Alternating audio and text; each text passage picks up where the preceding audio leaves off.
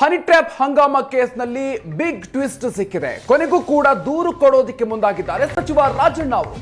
ಸಾಕಷ್ಟು ಚರ್ಚೆಗೆ ಕಾರಣ ಆಗಿದ್ದಂತಹ ಘಟನೆ ಇದು. ಹನಿ ಟ್ರ್ಯಾಪ್ ಪ್ರಕರಣ ರಾಜ್ಯಾದ್ಯಂತ ಚರ್ಚೆಗೆ ಗ್ರಾಸ ಆಗಿತ್ತು. ಸದನದಲ್ಲೂ ಕೂಡ ದೊಡ್ಡ ಮಟ್ಟದಲ್ಲಿ ಈ ವಿಚಾರವಾಗಿ ಚರ್ಚೆ ನಡೆದಿತ್ತು. ದೂರು ಕೊಡೋದಕ್ಕೂ ಕೂಡ ಚರ್ಚೆಯ ಸಂದರ್ಭದಲ್ಲಿ ಸೂಚನೆಯನ್ನು ಕೊಡಲಾಗಿತ್ತು. ಗೃಹ ಸಚಿವರು ಕೂಡ ಈ ಸಂದರ್ಭದಲ್ಲಿ ಹೇಳಿದ್ರು, ದೂರು ಕೊಟ್ಟರೆ ಮುಂದಿನ ಕ್ರಮಗಳನ್ನು ತೆಗೆದುಕೊಳ್ಳಲಾಗುತ್ತೆ ಅಂತ. ಈಗ ದೂರು ಕೊಡೋದಕ್ಕೆ ಮುಂದಾಗಿದ್ದಾರೆ. ನಿನ್ನೆ ಸಿಎಂ ಸಿದ್ದರಾಮಯ್ಯ ಅವರನ್ನ ಭೇಟಿಯಾಗಿದ್ದು ರಾಜಣ್ಣ ಪುತ್ರ. ಹನಿ ಟ್ರ್ಯಾಪ್ ಬಗ್ಗೆ ಮುಖ್ಯಮಂತ್ರಿಗಳಿಗೆ ವಿವರಣೆಯನ್ನು ಕೊಟ್ಟಿದ್ದಾರೆ ರಾಜೇಂದ್ರ ಅವರು. ಡಿಜಿಗೆ ದೂರು ನೀಡುವಂತೆ ಈ ಸಂದರ್ಭದಲ್ಲಿ ಸಿಎಂ ಸಿದ್ದರಾಮಯ್ಯನವರು ಸೂಚನೆಯನ್ನ ಕೊಟ್ಟಿದ್ದಾರೆ. ಮುಂದಿನ ವಾರ ಡಿಜಿಗೆ ದೂರನ್ನ ಕೊಡಲಿದ್ದಾರೆ ರಾಜೇಂದ್ರ. ಹನಿ ಟ್ರ್ಯಾಪ್ ಫ್ಯಾಕ್ಟರಿ ಮಾಲೀಕರಿಗೆ ಹಾಗಾದ್ರೆ ಸಂಕಷ್ಟ ಕಾದಿದೆಯಾ? ಪ್ರಭಾವಿ ವಿರುದ್ಧ ದೂರು ಕೊಡ್ತಾರ ಸಚಿವ ರಾಜಣ್ಣ ಅವರು. ರಾಜ್ಯದಲ್ಲಿ ಮತ್ತಷ್ಟು ಹಲ್ಚಲ್ ಎಬ್ಬಿಸುತ್ತಾ ಈ ಹನಿ ಟ್ರ್ಯಾಪ್ ಕಹಾನಿ ಸಾಕಷ್ಟು ಕುತೂಹಲವನ್ನ ಮೂಡಿಸ್ತಾ ಇದೆ. ಹನಿ ಟ್ರ್ಯಾಪ್ ಪ್ರಕರಣ ರಾಜಕಾರಣದಲ್ಲಿ ದೊಡ್ಡ ಮಟ್ಟದಲ್ಲಿ ಸದ್ದಿಗೆ ಕಾರಣ ಆಗ್ತಾ ಇದೆ. ಪ್ರಭಾವಿಗಳ ವಿರುದ್ಧ ನೇರವಾಗಿರುವಂತಹ ಆರೋಪಗಳನ್ನು ಕೂಡ ಮಾಡಲಾಗ್ತಾ ಇರೋದು. ಈ ಹಿನ್ನೆಲೆಯಲ್ಲಿ ಈ ದೂರಿನಲ್ಲಿ ಏನಿರುತ್ತೆ, ಯಾರ ವಿರುದ್ಧ ದೂರನ್ನ ಕೊಡ್ತಾರೆ, ಏನೇನು ಅಂಶಗಳು ಉಲ್ಲೇಖ ಆಗುತ್ತೆ ಅನ್ನೋದು ಕೂಡ ಸಾಕಷ್ಟು ಕುತೂಹಲ. ಹೀಗಾಗಿ ರಾಜ್ಯದಲ್ಲಿ ಮತ್ತಷ್ಟು ಹಲ್ಚಲ್ ಎಬ್ಬಿಸುವಂತಹ ಸಾಧ್ಯತೆ ದಟ್ಟವಾಗ್ತಾ ಇದೆ. ಹನಿ ಟ್ರ್ಯಾಪ್ ಫ್ಯಾಕ್ಟರಿ ಮಾಲೀಕರಿಗೆ ಕಾದಿದೆಯಾ ಸಂಕಷ್ಟ? ಇದರ ಹಿಂದಿರೋದ್ಯಾರು?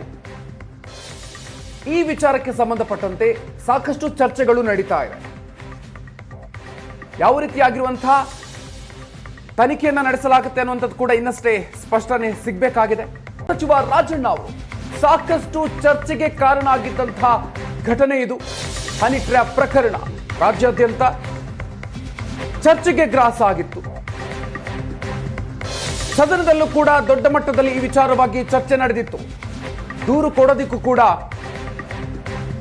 ಚರ್ಚೆಯ ಸಂದರ್ಭದಲ್ಲಿ ಸೂಚನೆಯನ್ನು ಕೊಡಲಾಗಿತ್ತು. ಗೃಹ ಸಚಿವರು ಕೂಡ ಈ ಸಂದರ್ಭದಲ್ಲಿ ಹೇಳಿದ್ರು, ದೂರು ಕೊಟ್ಟರೆ ಮುಂದಿನ ಕ್ರಮಗಳನ್ನು ತೆಗೆದುಕೊಳ್ಳಲಾಗುತ್ತೆ ಅಂತ.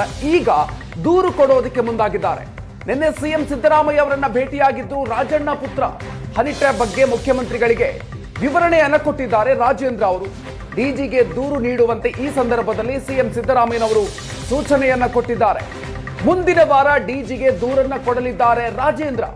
ಹನಿ ಟ್ರ್ಯಾಪ್ ಫ್ಯಾಕ್ಟರಿ ಮಾಲೀಕರಿಗೆ ಹಾಗಾದ್ರೆ ಸಂಕಷ್ಟ ಕಾದಿದೆಯಾ? ಪ್ರಭಾವಿ ವಿರುದ್ಧ ದೂರು ಕೊಡ್ತಾರ ಸಚಿವ ರಾಜಣ್ಣ ಅವರು. ರಾಜ್ಯದಲ್ಲಿ ಮತ್ತಷ್ಟು ಹಲ್ಚಲ್ ಎಬ್ಬಿಸುತ್ತಾ ಈ ಹನಿ ಟ್ರ್ಯಾಪ್ ಕಹಾನಿ ಸಾಕಷ್ಟು ಕುತೂಹಲವನ್ನ ಮೂಡಿಸ್ತಾ ಇದೆ.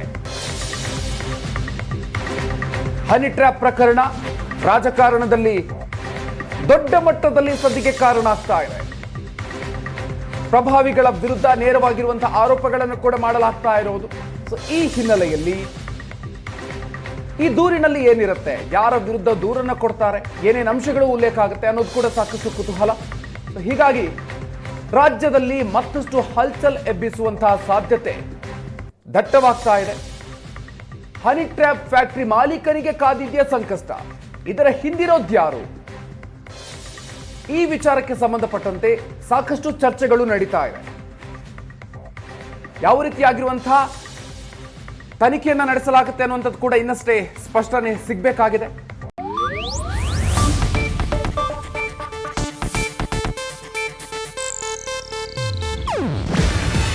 ಇದು ಏಷ್ಯಾನೆಟ್ ನ್ಯೂಸ್ ನೆಟ್ವರ್ಕ್ ಪ್ರಸ್ತುತಿ. ನೀವು ನೋಡ್ತಿದ್ದೀರಾ ಏಷ್ಯಾನೆಟ್ ಸುವರ್ಣ ನ್ಯೂಸ್.